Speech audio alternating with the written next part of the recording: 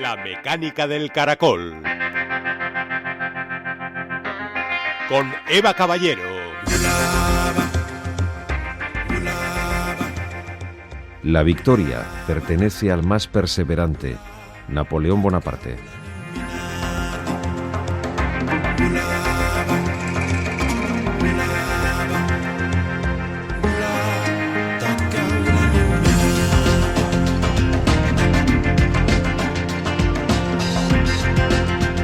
Arratsaldeon, el próximo mes de junio se cumplirá el bicentenario de la batalla de Waterloo, que puso fin al segundo mandato de Napoleón Bonaparte al frente de Francia.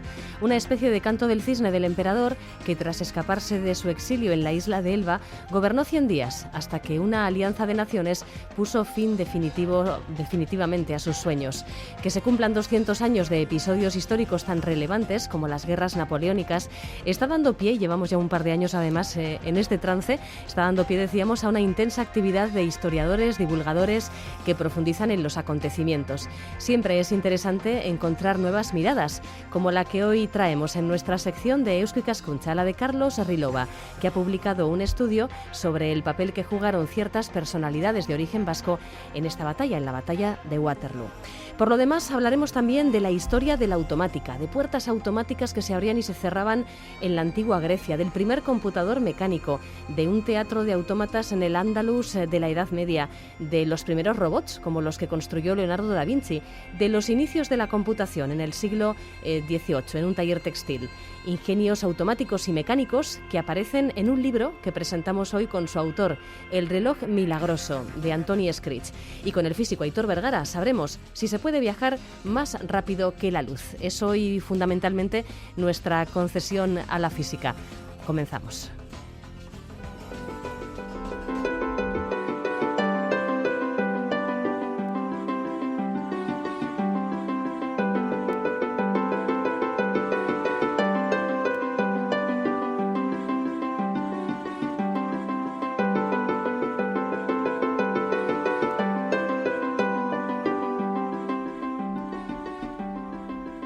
El ejército imperial francés parecía indestructible hasta 1812, cuando en las nevadas estepas rusas sufrió una humillante derrota a manos del que sería llamado el General Invierno.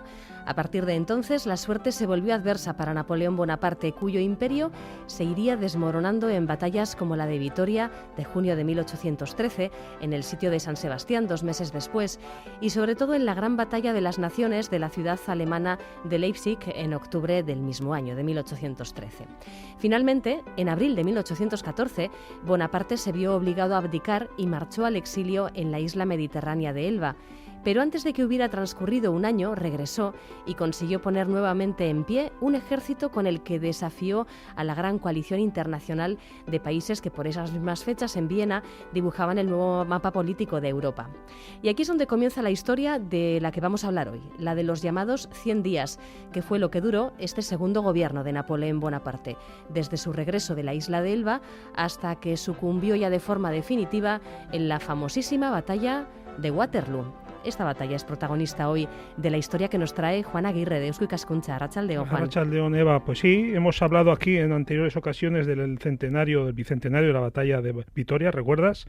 Y de diferentes episodios de estas guerras napoleónicas, y hoy entramos prácticamente en la fase final, en lo que fue ya la resolución de las guerras napoleónicas en la primavera del año 1815, hace ahora justo 200 años de aquellos acontecimientos que nuestro invitado de hoy, Carlos Rilova Jerico, doctor en Historia Contemporánea por la UPV y socio de Eusko Ikaskuntza, ha estudiado y ha analizado en un trabajo titulado Un Waterloo para los vascos. Trabajo que es de lectura muy atractiva, cuajado de curiosidades, donde se analiza con detalle cómo se vivió en el País Vasco fronterizo con Francia aquellos días de incertidumbre y sobre el papel que jugaron algunas figuras militares de origen vasco en el teatro de operaciones que se puso en pie. Arratsaldeon, Carlos. Arratsaldeon, Juan. Y gracias por acompañarnos. Bueno, rebobinando 200 años en la historia, ¿cómo estaba nuestro país a estas mismas horas de 1815? Bueno, sabemos que habían pasado 2 años desde el final oficial de la invasión francesa, pero seguía el País Vasco en una situación de posguerra, con todo lo que ello implicaba. Pues sí, a pesar de que estábamos en el bando de los vencedores, pues estábamos como el resto de Europa, ¿no? Como Francia y como los países también vencedores. Con un dispositivo militar bastante costoso en pie, con mucha gente que se había acostumbrado, entre comillas, a la mala vida y no querían volver a sus trabajos en las granjas, en los talleres, etcétera, etcétera, y encontraban más entretenido el dedicarse a ser salteadores de caminos y puntos suspensivos. Y muchos pueblos intentando cobrar todavía las deudas dejadas durante la guerra, ¿verdad? Sí. Eso es algo que aparece reiteradamente en su trabajo, sí. Pues sí, y solo es el principio, porque ese trabajo que habéis mencionado pues es un punto de partida, no un punto y final. Bueno, encontramos una sociedad pues con serios problemas económicos y también problemas de lo que hoy llamaríamos orden público, ¿no? En base a lo que nos acabas de comentar, porque había mucho armamento en manos de civiles, porque a algunos veteranos, bueno, pues el pillaje les parecía algo mucho más interesante que volver quizás a cultivar el campo. A propósito de esto último, has encontrado un expediente casi novelesco sobre un episodio de bandolerismo en Vitoria contra una alta personalidad francesa. ¿Qué historia es esta? Pues es una historia muy curiosa. Francia no es algo que esté muy divulgado. Siempre pensamos en Francia como algo monolítico, vamos a decir, ¿no? Llega Napoleón, todo el mundo acepta a Napoleón, Napoleón vuelve a las Tullerías, el famoso vuelo del águila desde Niza hasta París, de campanario en campanario, como dice la leyenda napoleónica, y creemos pues que todos los franceses, más o menos el 90%, estaban de acuerdo con él, cuando en realidad lo que hay en Francia en ese momento, hace 200 años, es una guerra civil sorda, pero guerra civil al fin y al cabo. ¿Qué ocurre entonces? Pues que los partidarios de los Borbones y sobre todo las personalidades de la corte, que son las más comprometidas, deben huir. ¿A dónde deben huir? Pues a los países aliados. A unos les queda más cerca Inglaterra, a otros les queda más cerca España, y bueno, pues una de estas grandes personalidades, descendiente del príncipe de Condé, el famoso príncipe de Condé de la batalla de Rocroi, etcétera, etcétera, acaba recalando en el País Vasco, lo mismo que otros acaban recalando en Madrid. Era un hombre riquísimo.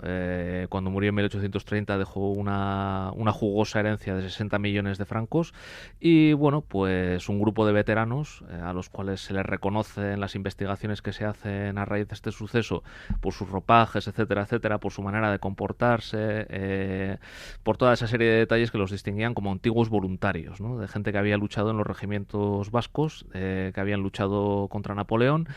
Y pues bueno, parece ser que tuvieron algún tipo de soplo, sabían que era un pichón gordo, por así decir, el que podían coger en las afueras de Vitoria, y bueno, realmente se llevaron un botín principesco, como no podía ser menos, en el caso del duque de Borbón, que es el afectado por el episodio, y nunca más se supo de ellos. Fue un crimen perfecto. Este es un caso que la opinión pública de la época no conoció, o sea, ha dormido un poco en los archivos hasta que ahora llega usted y lo ha descubierto, ¿verdad? Más o menos puede decirse que sí. Sí, es un personaje de primer orden, muy conocido en Francia, al que se le han dedicado biografías, etcétera, etcétera. Pero este pequeño episodio vasco de su biografía, pues era bastante desconocido.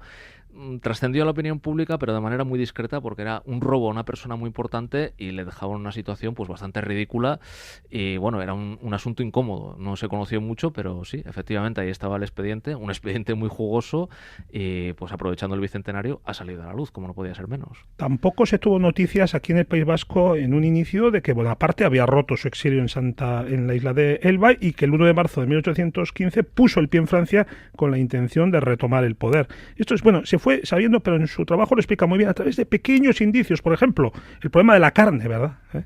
Pues sí, sí. En principio tenemos que tener en cuenta que estamos no en una dictadura exactamente, pero ha vuelto la monarquía absoluta con Fernando VII.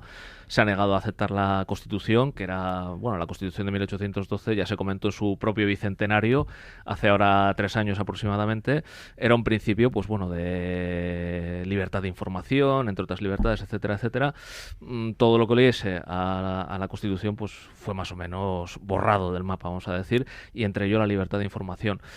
De ese modo, pues se enteraba el que podía, digamos, las autoridades, por así decir, ¿no? Pero el público, pues bueno, se enteraba, digamos, por el paso de unidades militares, ¿no? Cada vez más reforzadas, etcétera, etcétera.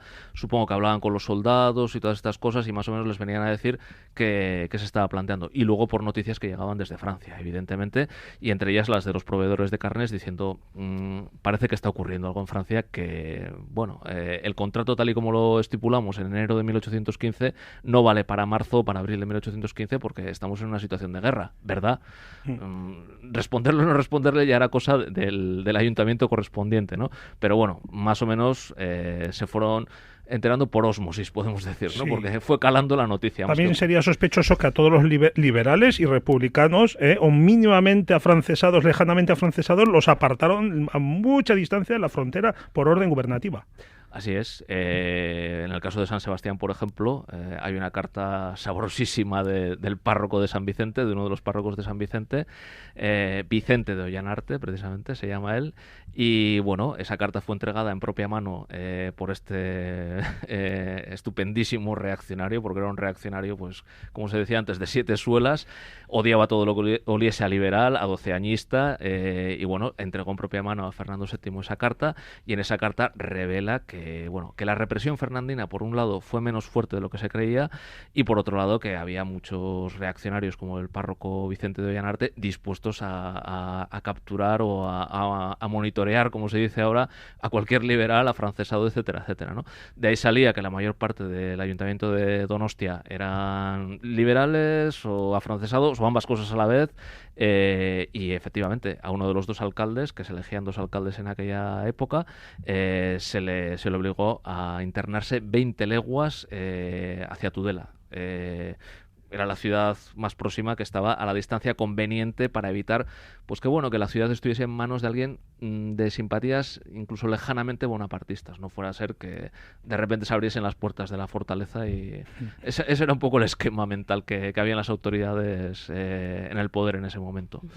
Y ante el regreso de Napoleón Bonaparte a Francia, ¿qué dispositivo se despliega frente a lo que seguramente se consideraría una amenaza? ¿Un dispositivo más bien pensando en una posible ofensiva o meramente defensivo para evitar que volvieran otra vez las tropas napoleónicas a cruzar la frontera y a invadir esta tierra?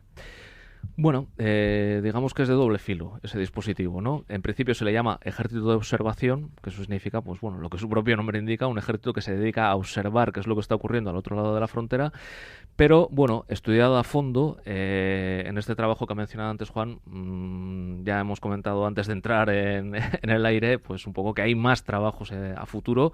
No he mencionado otro documento, pues acaso tan interesante como el que hablaba del robo al duque de Borbón, en el cual, pues bueno, tenemos todo el despliegue que se hizo en la frontera de aquí, de Euskadi, del País Vasco, entre abril de 1815 y agosto de 1815. Es un dispositivo sumamente agresivo, cruzará la frontera en el mes de agosto, cuando Napoleón ya se sabe que está derrotado, pero hay que sojuzgar a Francia, llevarle la noticia de que son lentejas. Napoleón no, Luis XVIII sí. Venimos como amigos, pero somos amigos que traemos un mensaje muy claro. Somos 2 divisiones de combate del ejército español, en la cual están incluidos gente de todos los lugares, gente de Burgos, gente de Navarra, gente de Levante, catalanes, aragoneses, etcétera, etcétera. Son regimientos venidos de todo el país, y el mensaje que llevan es Luis XVIII sí, Napoleón no, y no hay nada más que hablar.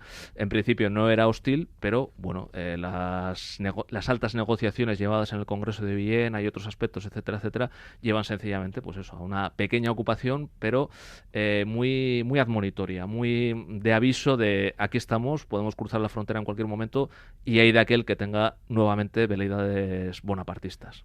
Y en todo este dispositivo, que va en realidad desde el País Vasco hasta Cataluña, o sea, toda la franja fronteriza, juegan un papel fundamental 2 militares vascos, que son el general Castaños y el teniente general Enrique O'Donnell, conde de la Bisbal, a los que además habría que sumar al general Álava, que participaría en la batalla de Waterloo a la derecha del mismísimo Wellington, comandante en jefe de las fuerzas aliadas.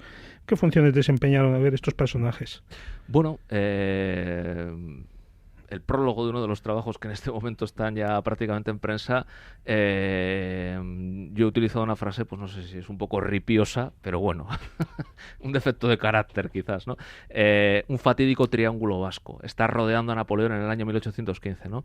Recientemente, pues bueno, algunas personas a las que he estado informando de que vamos a hacer conferencias, estamos haciendo publicaciones, etcétera, etcétera, me comentaban, pero bueno, ¿qué tiene que ver el País Vasco? ¿Qué tiene que ver Euskadi con los 100 días, con Napoleón, con Waterloo? Bueno, pues resulta que en 1815 hay 3 generales vascos rodeando a Napoleón Bonaparte. Uno, como bien has dicho, el general Álava, que está al lado de Wellington hasta el último momento. Pensemos que es un hombre con gran experiencia de combate junto a Wellington. Wellington está muy contento de tenerlo ahí. Es un oficial de Estado Mayor. Ejecutará el plan estratégico y táctico de Wellington para ganar la batalla de Waterloo, que sobre todo se gana a base de perseverancia. Al final fue la perseverancia, antes que hablábamos, la que venció a Napoleón en Waterloo. Y bueno, realmente es el último oficial que está en pie en ese momento para ayudar a Wellington a cumplir las órdenes. El resto de los oficiales que estaban con él están muertos o están heridos. Eso lo tenemos en el norte. En el sur tenemos en Guipúzcoa al conde de la Bisbal, del que, por cierto, Benito Pérez Galdós hace un retrato bastante cruel sobre él, acusándole de encender una vela a los liberales y otra vela a los reaccionarios, pero por lo demás, como militar competente, es un militar muy competente. Era una familia de origen irlandés. Primero llegaron a la península como católicos refugiados huyendo de la persecución inquisitorial de los protestantes ingleses. Prosperaron como muchos otros emigrantes irlandeses en el ejército y bueno, lo tenemos aquí en 1815 formando el segundo vértice de ese triángulo. Y finalmente en Cataluña tenemos al, bueno, muy denostado últimamente, yo creo que sin demasiada base documental, con más imaginación que documentos, general Xavier Castaños y Aragorri, portugalujo de honor y de origen. Y bueno, pues Fernando VII quería que estuviese en Cataluña. Yo creo que como los personajes de la novela de Joseph Conrad, la última novela de Joseph Conrad, Suspense, una novela napoleónica que está ambientada en Génova en 1814 y todo el mundo está esperando que Napoleón en algún momento se va a escapar. Bueno, pues parece ser que Fernando VII también un poco podría haber sido un personaje de esa novela, ¿no? Él sospechaba que iba a escapar y quería ver cómo estaban las cosas en Cataluña y por eso envía a Castaños y es parte del dispositivo. Y será el otro general que invada el resto del sur de Francia junto con O'Donnell entre agosto y septiembre de 1815, como decía antes, pues para escarmentar a cualquier veleidoso bonapartista. Uh-huh. Y durante esos 100 días de segundo mandato napoleónico, ¿se llegó a declarar abiertamente el estado de guerra en las provincias vascas? Hay un momento en el cual, por ejemplo, en el archivo municipal de Irún hay copia. Irún, claro, evidentemente era la cabeza de puente en este dispositivo, ¿no? En el cual se dice que se informe a todos, no solo a los políticos, a los eclesiásticos. Por políticos se refería en ese momento a los que ocupaban cargos municipales en los ayuntamientos, sino al conjunto, que estuviesen advertidos, que podían llegar panfletos bonapartistas a través de la frontera y que, bueno, pues había que contrarrestarlos en la prensa oficial, que era prácticamente la única que existía, diciendo, pues bueno, se echaban pestes de Napoleón, evidentemente, se decía que era un sistema sanguinario, astuto, etcétera, etcétera, que lo único que pretendía era engañar al pueblo. Y bueno, eso es más o menos la declaración oficial de que están en guerra con Francia, ¿no? Pero es todo muy tira floja, estamos en guerra, no estamos en guerra, etcétera, etcétera. Evidentemente, aunque no se hubiese declarado la guerra, era obvio. O sea, el dispositivo militar de 1814 estaba todavía en Guipúzcoa sobre todo, y a ese dispositivo militar a partir de marzo-abril de 1815 se le empiezan a añadir regimientos que, como os he dicho antes, vienen de Navarra, de Levante, de Aragón, de Cataluña, etcétera, etcétera, ¿no? Y bueno, aunque no estuviese declarado oficialmente, el Estado era de guerra en la práctica. Y dado que había este apagón informativo, ¿cuánto tardó en conocerse el desenlace de la batalla de Waterloo? No demasiado, no demasiado. Algunas autoridades como las de San Sebastián, Tolosa, etcétera, etcétera, que eran, digamos, las plazas fuertes que tenían que parar el golpe. si acaso Napoleón conseguía triunfar y volver a pasar a la ofensiva más que a la defensiva, llegaron a enterarse. La relación con los militares era en general bastante buena. O'Donnell, por ejemplo, en sus cartas al Ayuntamiento de San Sebastián siempre dice mi querida tierra, mi querida patria. O'Donnell era de San Sebastián, a pesar del apellido, había nacido en San Sebastián, era un hombre de la generación de Napoleón, nació a mediados finales del siglo XVIII, y bueno, pues tenían una relación, como digo, cordial, casi familiar, ¿no? Y en cuanto tenían alguna noticia, estos militares no tenían ningún inconveniente en informar de que el monstruo Napoleón había caído, el ogro había caído, habíamos obtenido una gran victoria, nuestras armas, ellos hablan siempre de nuestras armas, las armas aliadas, se consideraban parte del dispositivo general contra Napoleón, con toda la lógica, con toda la razón del mundo, y informaban de eso precisamente, y no tenían empacho, digamos, en contárselo a los políticos, a los gobernantes municipales. Y Napoleón partió para el segundo exilio y al definitivo la monarquía se restableció en Francia, pero los pueblos del País Vasco, de Navarra, de Aragón y Cataluña tuvieron que seguir manteniendo tropas durante muchos meses y, como nos ha dicho antes, eso desembocó además en una invasión un poco de toque de atención para cualquier veleidad napoleónica. Entonces, ¿cuándo se puede considerar ya por definitivamente finalizada la guerra napoleónica que empezó en 1808? Bueno, a efectos económicos, vamos a decir, el que tiene que adelantar el dinero, que es lo que les ocurre a los municipios. Primero llegan los soldados, a los soldados hay que alimentarlos, hay que buscar recursos financieros allá doquiera que estén. Se utiliza pues incluso impuestos recaudados para la Iglesia. La famosa bula de la Cruzada, hay algunos municipios guipuzcoanos que dicen, bueno, pues lo sentimos mucho, pero no tenemos dinero, así que vamos a tener que sacar de aquí. Ustedes arréglense con la Iglesia. Entonces, pues bueno, primero llega el adelanto del dinero, duele mucho, hay derramas, etcétera, etcétera. El caso aragonés es muy interesante, por ejemplo. Ahí también hay un dispositivo militar. Está el tercer ejército, el ejército del centro, junto con el de Castaños en Cataluña y junto con el de O'Donnell en el País Vasco, y allí tocaban, para que os hagáis una idea, cada aragonés que era contribuyente tocaba cada mes a 45 reales por cabeza, durante los meses o los años que hiciera falta. Aquí se está cobrando las indemnizaciones cobradas a Francia, a su vez, no nos olvidemos, el Congreso de Viena, una de las misiones que tiene es la de decir, bueno, toca pagar Francia, y pagan. Lo que pasa es que, claro, va muy lento. Pues, por ejemplo, en el año 1817 se sigue cobrando en el País Vasco atrasos, digamos, de todo lo que se ha pagado al ejército. En 1818, yo la fecha más extrema que me he encontrado, lo cual no quiere decir que sea la última, es 1830 incluso. Todavía se está pagando, vamos a decir. Y bueno, ese es un poco el peso. ¿Cómo está el cambio de los reales?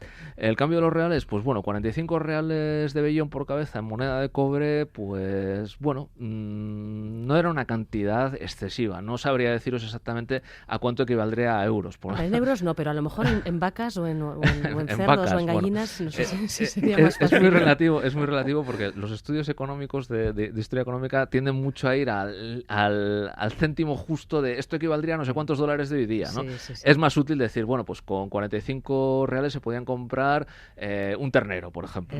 Pues para que nos hagamos una idea. Pero claro, todos los meses, un ternero todos los meses, vamos a poner, pues... Nos hacemos la idea del esfuerzo económico. Sí. En fin, a no ser que tuvieras una vaquería muy grande. De Vitoria a Waterloo es el título de una serie de conferencias organizadas por la Asociación de Historiadores Guipuzcoanos Miguel de Aramburu, en las que también participa Eusko Ikaskuntza. Unas conferencias que se van a dar los próximos meses en San Sebastián. Tenemos entendido que además, con motivo del bicentenario, en el mismo escenario de Waterloo, cerca de Bruselas, en el mes de junio, se va a realizar la mayor reconstrucción nunca antes realizada de una batalla, con participación de miles de voluntarios de todo el mundo. Y ya sabemos que al que le gusta esto de la reconstrucción de batallas, le gusta mucho. Así que se va a montar la de San Quintín. ¿Y Carlos ahí va a estar él también? Bueno, en principio... ¿Tú ya te has dejado las patillas? Yo llevo patillas desde hace mucho tiempo. Eso te iba a decir. Están fosilizadas ya. Las llevas puestas, ¿no? Llevo desde 2008. Son unas patillas discretas, no son unas patillas tipo mariscal, pero bueno, ya al final convives con ellas tanto tiempo que dices, ya no me las voy a quitar. Además están bastante en boga. En principio lo que tenemos, como has dicho, estamos ya prácticamente ultimando unas charlas que van a empezar a partir de principios de marzo. Va a ser empezar el bicentenario de los 100 días con el regreso de Napoleón. y empezar prácticamente nosotros a partir del 5 de marzo a dar una serie de charlas casi a una por mes, y en la segunda de ellas parece ya con toda certeza que va a venir Ronald Breakhouse, que es el organizador de este evento que habláis, y entonces pues bueno, es